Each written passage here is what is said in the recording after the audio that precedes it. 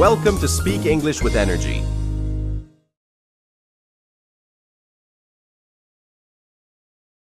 Hey there, welcome to Speak English with Energy. Hi everyone, I'm Lisa, and I'm here with Victor today. We're talking about something really important. Why you never finish what you start. Yeah, it's a common problem, and it can be really frustrating. I think we've all been there. You start a new project or hobby, and initially, you're super excited.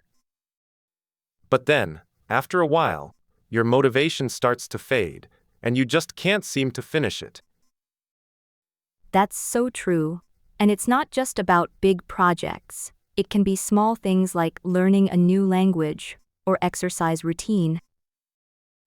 Exactly. And as English learners, this can be especially tough because you're already challenging yourself to learn something new. So, why does this happen, and what can we do to break this cycle of not finishing what we start? Well, let's dive into that. I think understanding the reasons behind it is the first step to making a change.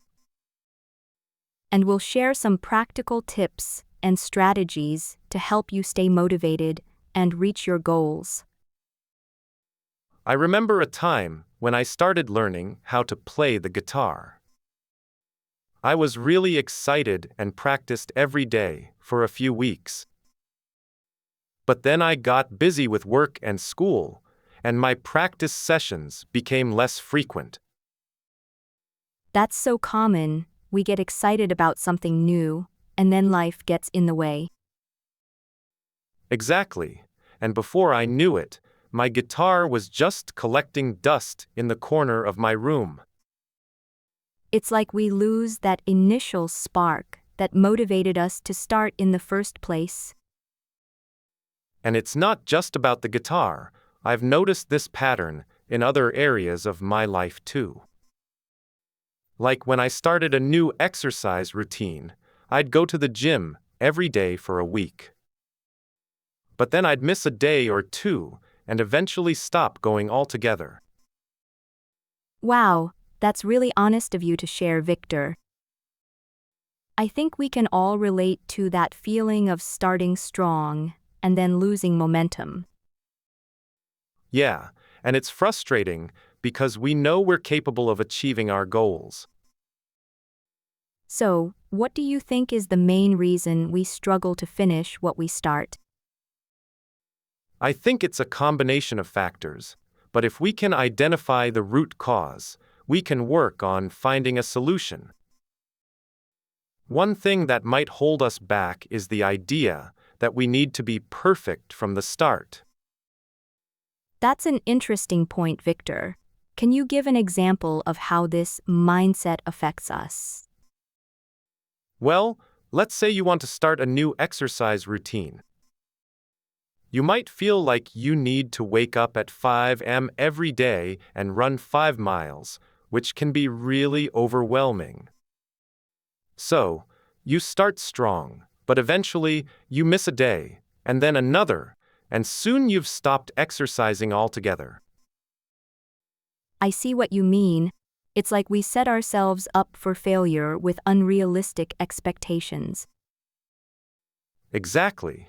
And that's why it's so important to be kind to ourselves and celebrate small victories along the way. That makes sense. But what if we're not even sure what our goals are in the first place?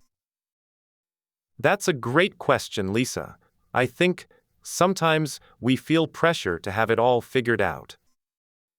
But the truth is, it's okay to take things one step at a time and adjust our goals as we go. I like that idea. It's like we're giving ourselves permission to explore and learn as we go. Right. And that's where the concept of good enough comes in. Sometimes it's better to take action than to wait for perfection. What if we're worried that good enough will lead to mediocrity, though? I think that's a misconception. Good enough doesn't mean we're settling for less. It means we're prioritizing progress over perfection. So, what can listeners try this week to start finishing what they start? One tip is to break down big projects into smaller tasks. For example, if you're writing a book, focus on writing one chapter at a time. This makes the task less overwhelming and allows you to make progress. I like that idea. It's all about making progress, not perfection. What's a common mistake people make when trying to finish what they start? One mistake is trying to do too much at once. I've seen people try to start multiple projects simultaneously and end up finishing none of them. That's so true. I've done that myself in the past. It's like we think we can multitask, but really we're just splitting our focus. Exactly, and that's why focusing on one task at a time is so important. Let's walk through an example of how to apply this tip. First, identify the task you want to finish, and then break it down into smaller steps. And then, commit to working on one step at a time, without distractions. I tried this with writing a blog post. It was really hard to focus at first. What made you stick to the 25 minutes? I set a timer and turned off my phone. It helped me avoid social media distractions. That's so relatable. I do the same thing. I also make a cup of coffee before starting. Coffee can be a great motivator for tasks. Do you think this technique works for team projects? Yes, it can help team members stay on track.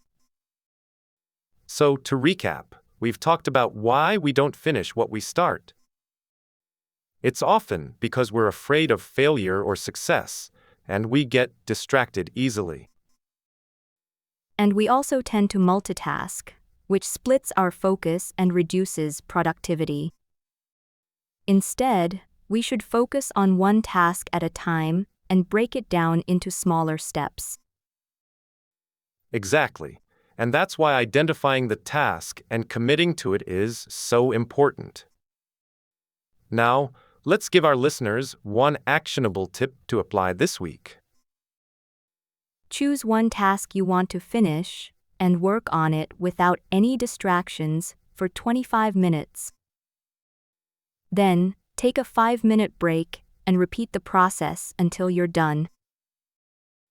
That's a great tip, Lisa, and I know our listeners can apply it to their daily lives. Thanks, Victor. It was great chatting with you about this topic. See you next time on Speak English with Energy. Thanks for listening. If you enjoyed this episode, don't forget to like, share, and subscribe. Keep learning, keep growing, and keep speaking English with energy. See you in the next episode.